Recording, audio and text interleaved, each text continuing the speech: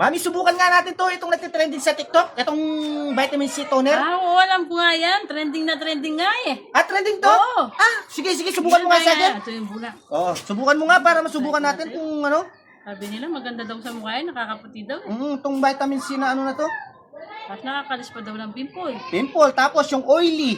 Nakakaalis din. Subukan mo nga. Tignan mo mga idol kung paano ipahid dyan. Gagamit ka lang ng bulak. Yan bulak, tapos i-kuskus mo. Mga idol, tapos hindi siya hindi siya mahapdi sa hindi siya mahapdi sa mukha. Refreshing daw sa mukha to eh. Tapos mga idol, yung amoy niya napakabango, amoy orange siya. Bango niya mga idol. Napakalupit niya. Ang ganda niya mga idol, napakabango. Tingnan mo. Di ba? Tingnan mo nga pagkita mo yung dumi. Nawala no?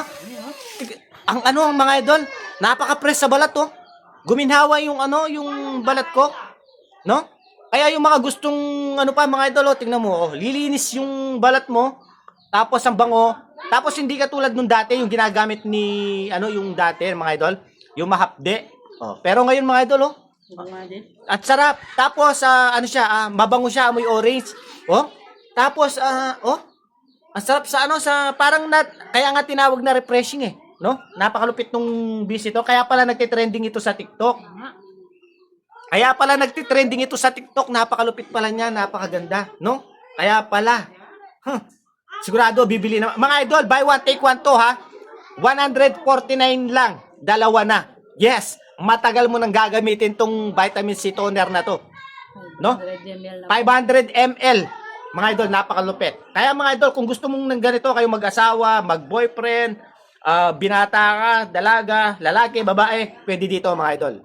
Itong vitamin C toner na to. Napakaganda Malilinis talaga.